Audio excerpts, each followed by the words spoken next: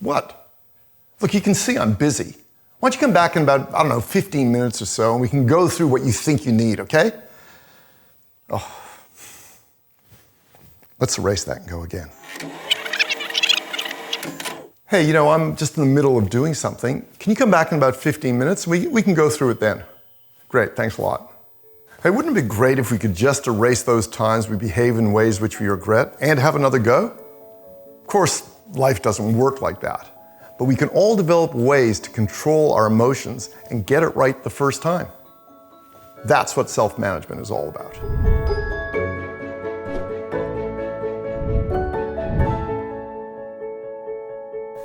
In the previous video, we gave you an overview of the 4 elements of emotional intelligence. This time, we're focusing on practical ways you can develop your self-management. If you haven't watched that video, I recommend you go back and have a look. Self-management is all about your ability to effectively manage your own emotions, particularly when you're stressed or when the actions of others threaten your core beliefs and values.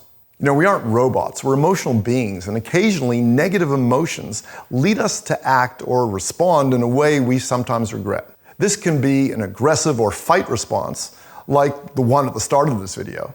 Alternatively, we might have a flight or freeze reaction and avoid responding at all. This is equally problematic, as it can lead to a buildup of stress and frustration.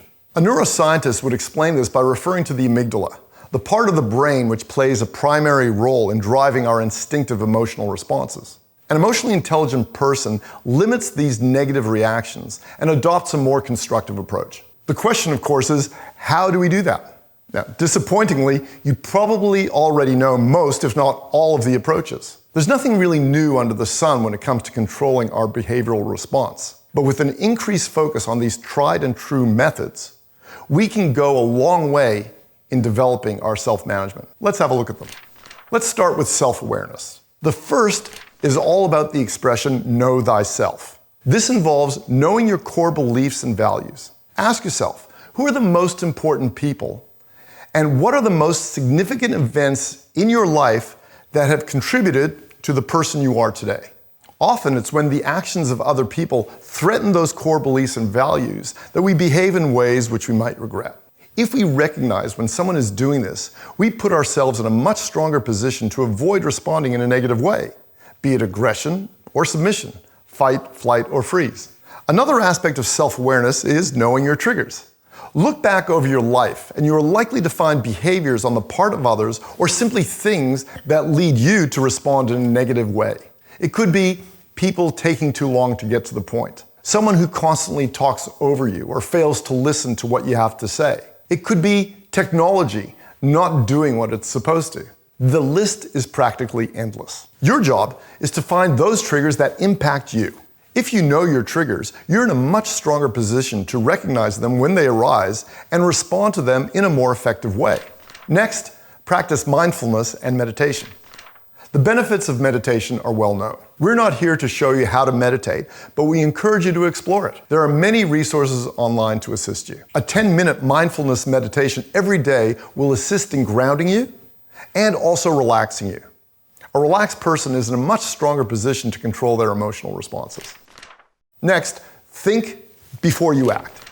Yep, that's the old chestnut, isn't it? It's a lot easier to say than it is to do. But this is not simply a case of pausing and counting to 10. It's what you do in that pause. For example, while you're pausing, think about what your objective really is. What are you really trying to achieve in this situation?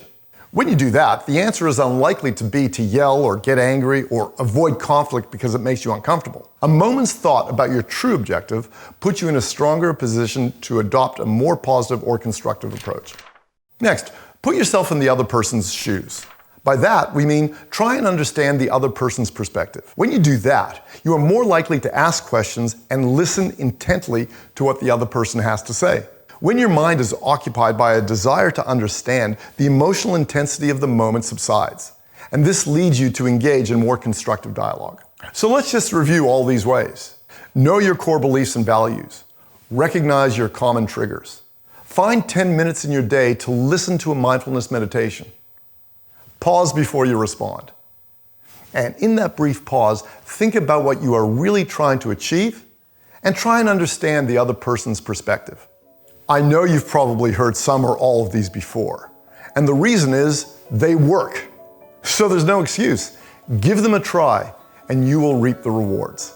We'll see you next time.